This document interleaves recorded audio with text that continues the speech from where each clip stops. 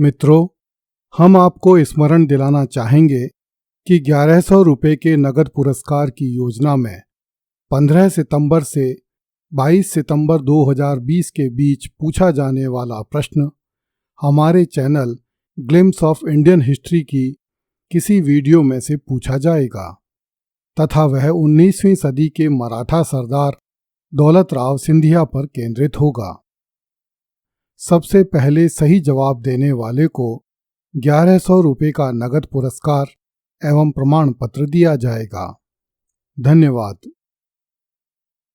पिछली कड़ी में हमने चर्चा की थी कि मोहम्मद गौरी की मृत्यु के समय उसका गुलाम कुतुबुद्दीन ऐबक दिल्ली का गवर्नर था। वह एक तुर्की गुलाम था जिसे तुर्किस्तान से लेकर अफगानिस्तान में कई बार बेचा गया था, किंतु उसने अपनी योग्यता एवं सुल्तान की कृपा के बल पर अमीर तथा दिल्ली का गवर्नर होने का गौरव प्राप्त किया था। मोहम्मद गौरी के कोई पुत्र नहीं था, इसलिए उसके अमीरों में सल्तनत पर अधिकार करने की होड़ आरंभ हो गई। अलाउद्दीन नामक एक अमीर ने गजनी पर अधिकार कर लिया। दर्शकों को स्मरण होगा कि मोहम्मद गौरी ने अपने बड़े भाई मरहूम गयासुद्दीन गौरी के पुत्र महमूद को फिरोजकोह नामक क्षेत्र का गवर्नर बना रखा था, जो कि अफगानिस्तान में ही स्थित था। महमूद का पूरा नाम महमूद बिन गियासुद्दीन बताया जाता है। जब मोहम्मद गौरी मर गया और अलाउद्दीन ने गजनी पर अधिकार कर लिया तो महमूद बिन गियासुद्दीन ने गजनी पर आक्रमण करके स्वयं को गजनी का सुल्तान घोषित कर दिया। मोहम्मद गौरी की मृत्यु के समय कुतुबुद्दीन ऐबक दिल्ली में था। जब मोहम्मद गौरी की मृत्यु का समाचार लाहौर पहुंचा तो लाहौर के नागरिकों ने कुतुबुद्दीन ऐबक को लाहौर का शासन अपने हाथों में लेने का निमंत्रण भिजवाया। यह निमंत्रण पाकर कुतुबुद्दीन तुरंत दिल्ली से लाहौर के लिए चल पड़ा और वहां पहुंचकर उसने लाहौर का शासन अपने हाथ में ले लिया।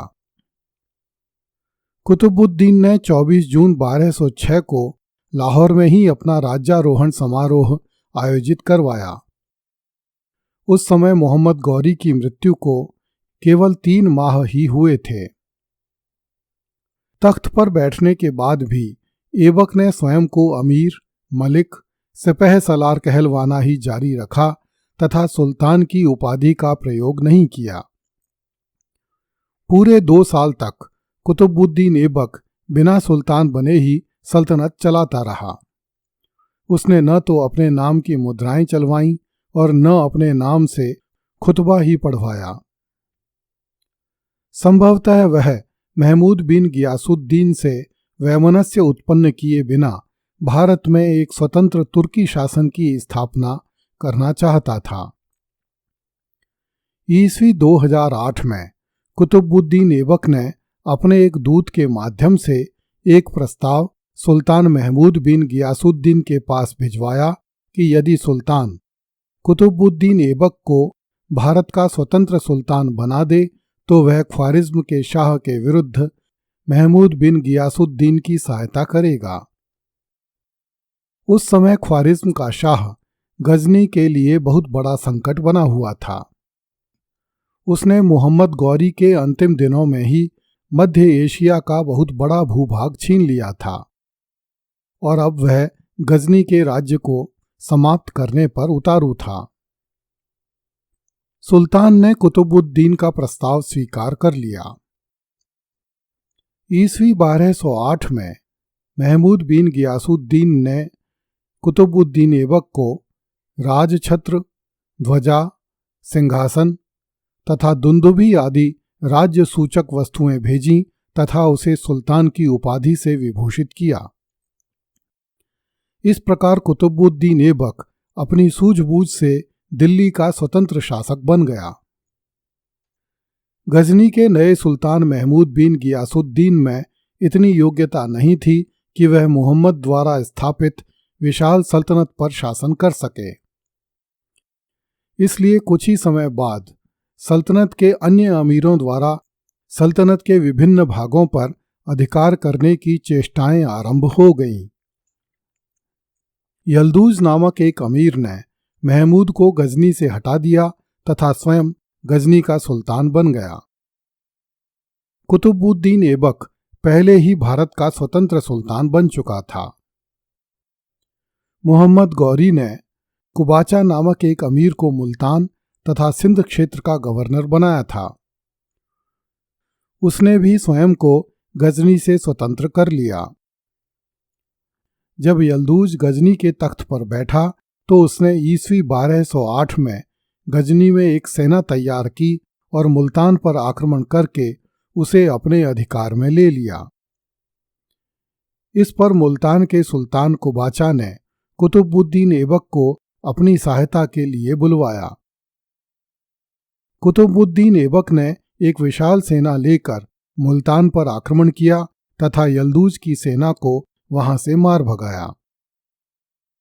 कुतुबुद्दीन ऐबक ने मुल्तान के सुल्तान से अपने संबंध मजबूत करने के लिए अपनी पुत्री का विवाह मुल्तान के सुल्तान कुबाचा से कर दिया तथा कुबाचा ने जीवन भर कुतुबुद्दीन के प्रति निष्ठा रखने का वचन दिया। मुल्तान विजय के बाद कुतुबुद्दीन ऐबक वहीं तक ही नहीं रुका। उसने आगे बढ़कर गजनी पर भी आक्रमण किया। यल्दूज गजनी छोड़कर भाग गया और गजनी पर कुतुबुद्दीन का अधिकार हो गया।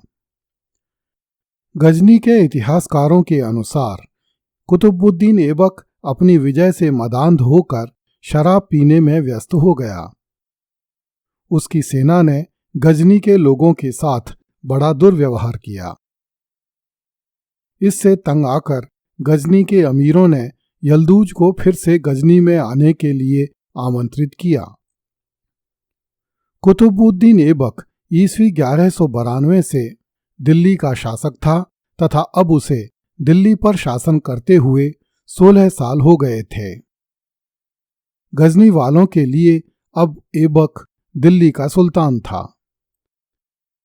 अतः गजनी के लोग यह सहन नहीं कर सकते थे कि दिल्ली का सुल्तान गजनी पर शासन करे और गजनी उसके साम्राज्य का एक प्रांत बनकर रहे। यह गजनी तथा उसके निवासियों दोनों के लिए अपमानजनक बात थी। इसलिए जब गजनी के लोगों ने यल्दूज को फिर से गजनी पर अधिकार करने के लिए आमंत्रित किया तो यल्दूज ने गजनी को अफगानियों के स्वाभिमान का प्रश्न बना दिया। इस कारण गजनी के हजारों युवक यल्दूज की तरफ से लड़ने के लिए आ गए। उनकी सहायता से यल्दूज ने फिर से गजनी पर अधिकार कर लिया। कुतुबुद्दीन ऐबक को यल्दूज से संधि करनी पड़ी।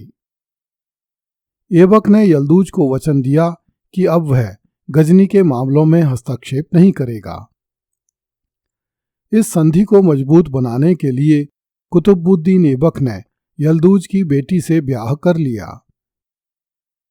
इस प्रकार कुतुबुद्दीन ने कुबाचा और यल्दूज दोनों से वैवाहिक संबंध स्थापित कर लिए तथा भविष्य में होने वाले संघर्षों को टाल दिया ताकि वह शांतिपूर्वक दिल्ली पर शासन कर सके। कुतुबुद्दीन ऐबक के भाग्य से ख्वारिज्म के शाह ने गौर प्रदेश पर अधिकार कर लिया, जिससे गजनी सल्तनत की नींव हिल गई तथा गजनी के सुल्तानों को भारत की ओर मुंह करने का अवसर ही नहीं मिला। ईस्वी 1215 के आते आते गजनी सल्तनत पूरी तरह समाप्त हो गई। अगली कड़ी में देखिए, कुतुबुद्दीन ऐबक को भारत का राजमुकुट युद्ध के मैदानों में मिला था। कृपया इस चैनल को लाइक, सब्सक्राइब एवं शेयर करें। धन्यवाद।